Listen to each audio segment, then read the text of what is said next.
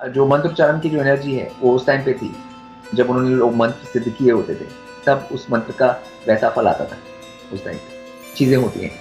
अभी कली ने जो ऐसे पहनाया हुआ है समाज अपने विल्स का यूज़ करके, ठीक है, बनाया हुआ है एटमॉस्फेयर।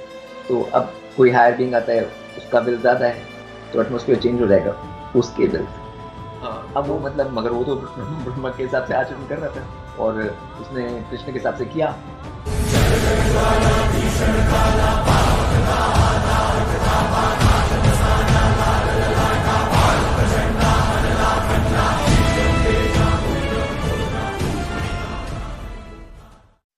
हाँ, कई लोगों ने का ये भी सवाल था कि जब वो वैदिक स्टोरी सुनते हैं पुराण, चाहे वो महाभारत कालीन हो या रामायण में, तो उसमें कई सारे वैदिक अस्त्रों का भी और शस्त्रों का भी जिक्र आता है, चाहे अभी ब्रह्मास्त्र हो या और भी कई सारे।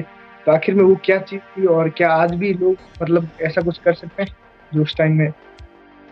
अब उस टाइम पे जो अस्त्र होते थे तो वो सब मंत्रोच्चारण से होते थे। ये तो पता है लोगों को, फिर लोग मंत्रोच्चारण करते थे और उससे एक एनर्जी प्रोड्यूस हो जाती थी। तो जो मंत्रोच्चारण की जो एनर्जी है वो उस टाइम पे थी जब उन्होंने लोग मंत्र सिद्ध किए होते थे, तब उस मंत्र का वैसा फल आता था उस टाइम पे, ठीक है। अब वो जो कलयुग में वो जो फल है वो विल से आता है, विल पावर से। तो जिसकी जितनी विल पावर होगी उसका उसी के हिसाब से होगा, मतलब।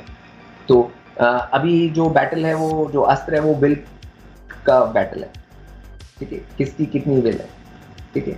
अब उसमें वो मंत्र वाली बात नहीं है। पहले तो मंत्रोच्चारण से वो एक पर्टिकुलर टाइप की एनर्जीज मैनिफेस्ट हो जाती थी, ठीक है। हाँ, लेकिन अभी कलयुग में वो डिफरेंट तरीके से होता है, ठीक है। तो बात सारा विल के ऊपर होता है कि किस बीइंग का कितना विल है, उसके हिसाब से चीज़ें होती हैं। अभी कली ने जो ऐसे पहनाया हुआ है समाज अपने विल्स का यूज़ करके, ठीक है, बनाया हुआ है एटमॉस्फेयर। तो अब कोई हायर बीइंग आता है, उसका विल ज़्यादा है, तो एटमॉस्फेयर चेंज हो जाएगा उसके विल से। अब वो दोनों अस्त्र आपस में भिड़ गए ना, मतलब, मगर वो अस्त्र क्या है? उसकी विल पावर और दूसरी बीइंग की विल पावर, तो वो आपस में टकराएंगे। उसमें जो जो स्ट्रॉन्गर होगी वो उसके हिसाब से होगा सब कुछ। तो ये ऐसे है। और एक रवि कुमार जी हैं जो कि पूछ रहे हैं कि ब्रह्म पदार्थ क्या है? अब ब्रह्म पदार्थ मेरे ख्याल से ये जगन्नाथपुरी वाले साइड से पूछ रहे हैं। वहां पे मंदिर में कुछ ब्रह्म पदार्थ बताया, जिसे भगवान कृष्ण का दिल भी बताया जाता है शायद से। अब ऐसा है, ये सब जो चीज़ें हैं, मतलब लोगों को भ्रमित करने के लिए है कि ब्रह्म पदार्थ तो सारा ही ब्रह्मांड ब्रह्म पदार्थ है, क्योंकि सारे ब्रह्मांड की ब्रह्म से उत्पत्ति हुई है। तो कोई भी पदार्थ मतलब कोई भी चीज़, कोई भी वस्तु, कोई भी नेचर, पूरी सृष्टि ही ब्रह्म पदार्थ है। उसमें कोई स्पेसिफिक स्पेशल ब्रह्म पदार्थ नहीं हो सकता। अब ये लोगों ने किसी इन चीज़ों में इनको बिजनेस बनाने के लिए इन लोगों ने इस तरह का किया हुआ है। तो अब ये तो कलयुग की बातें हैं, और किसी युग में ऐसी बातें हुई नहीं अभी ही होती हैं, ठीक है। मतलब तो सारे कोई ऐसा स्पेसिफिक ब्रह्म पदार्थ नहीं होता। सबकी बॉडी, सब पूरी प्रकृति, सब सृष्टि ब्रह्म पदार्थ है। तो उसी से रिलेटेड एक और भी क्वेश्चन था आपको। आप पहले भी मैंने बात किया था कि आजकल लोग एक बहुत बड़ा भ्रम बोलूं या एक चीज फैला रहे हैं कि अगर आप लोग ब्रह्मचर्य नहीं है, ब्रह्मचर्य की उसमें पहले बात किया था कि अगर आपको कोई भी तरह का साधना करना है या तपस्या करनी है तो उसके लिए बहुत ज्यादा जरूरी है, इसके बिना आप 5D में नहीं जा सकते, और मतलब बहुत सारी चीजें करते हैं। तो आखिर ब्रह्मचर्य का रियल मतलब है?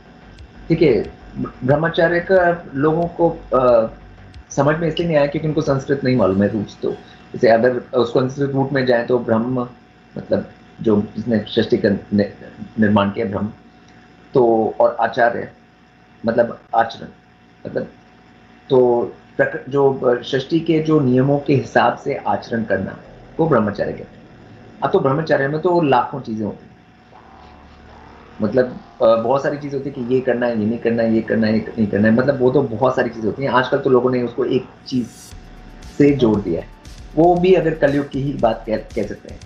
पहले तो ब्रह्म के हिसाब से आचरण में तो बहुत सारे होता था कि ऐसे होना चाहिए, ऐसे होना चाहिए, शरीर को ऐसे रखना चाहिए, वैसे रखना चाहिए, उसमें आचरण में सेंटरिंग होनी चाहिए, ये सब बहुत सारी चीज़ें थी उसमें, ठीक है। हायर एंड डिवाइन को हमेशा कैसा बिहेवियर रखना चाहिए, और ये सब चीज़ें थी उस आचरण में। ठीक है। ये खाली ये एक चीज से ऐसे तो आज की डेफिनेशन के हिसाब से तो अर्जुन भी ब्रह्मचारी नहीं था, ठीक है। तो मतलब मगर वो तो ब्रह्म के हिसाब से आचरण कर रहा था और उसने कृष्ण के हिसाब से किया, जो कृष्ण ने बोला वो किया, तो उसने सही आचरण किया। मतलब तो ये अभी समझ नहीं है लोगों को, मतलब इसलिए इस तरह की बातें फैल रही हैं मतलब कलयुग में, और ये वही कलयुग के संकेत हैं सारे के सारे। मतलब जितने भी ये जो भ्रांतियां हैं और कंफ्यूजन है और जितने भी ये नॉनसेंसिकल बातें हैं बेसिकली कोई बेस है पैर की, तो वो अभी जब वैदिक सनातन आ जाएगा, वापस सेंस आ जाएगी, वापस लोग प्रगति से जुड़ जाएंगे, तो ये सब भ्रांतियां अपने आप खत्म हो जाएंगी सारी।